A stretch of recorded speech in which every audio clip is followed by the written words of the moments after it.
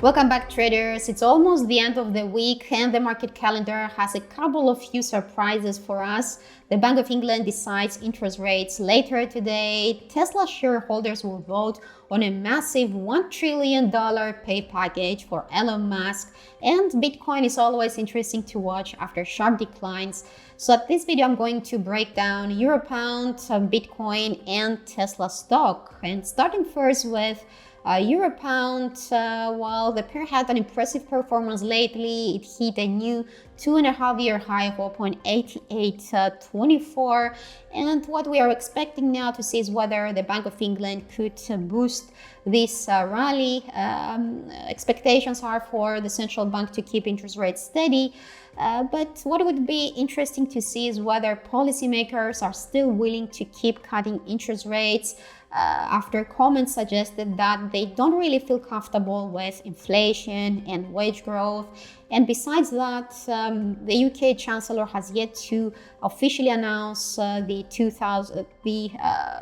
yet to announce its autumn budget, which is expected to happen on November 26. So perhaps the central bank would first like to wait and see how fiscal policy will evolve before deciding its next policy step. So interest rates are expected to remain steady. Perhaps we may not get strong signals about the next rate decision, but from a technical perspective, we can see that the technical indicators that are here are still very close to overbought levels. So I would expect consolidation or perhaps a slight pullback, in which case I would keep a close eye on the 0.8765 territory.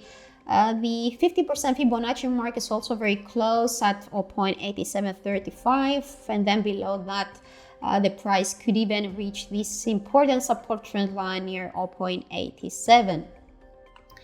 Now looking at Tesla stock, Tesla shareholders are expected to vote on a $1 trillion pay package for Elon Musk in order to keep him within the company. Elon Musk has committed to stay as the CEO of the company for the next 5 years, but probably he may need some incentives for that, and the company has suggested a $1 trillion pay package in equities, which could be approved because it's not a straight $1 trillion payment, and in order for Elon Musk to win this prize, he will have first to succeed some of the company's long-term goals on robotics, EV cars, and AI. So the pay package could just act as an incentive for the time being, and if it gets approved, we may see that could boost market sentiment, and we may see the stock rising towards the 485 and 500 territory. Looking at the technical indicators, so I can't really say that the short-term bias is clearly bullish. The RSI has been flattening for a couple of sessions now, and the stochastic oscillator keeps trending lower, so that suggests keeps some downside risks in play, particularly as Tesla is not out of the woods. It keeps facing a very strong competition, not only in the US but also abroad, while its profitability has been relatively weak lately. So it seems that the company may have some challenging sessions ahead. Now, in the event the price falls below the 20-day moving average at 442, which managed to block downside movements earlier this week, then that could cause a decline towards the 420 zone, where the 50-day moving average and the 23.6% Fibonacci retracement level of this outlook is placed. Then below that, I expect a sharper decline towards that key support trend line seen near 375, and the 365 territory taken from the highs of May could also be another key spot to watch. And finally, looking at Bitcoin, which fell below the 100,000 territory earlier this week, following US indices lower.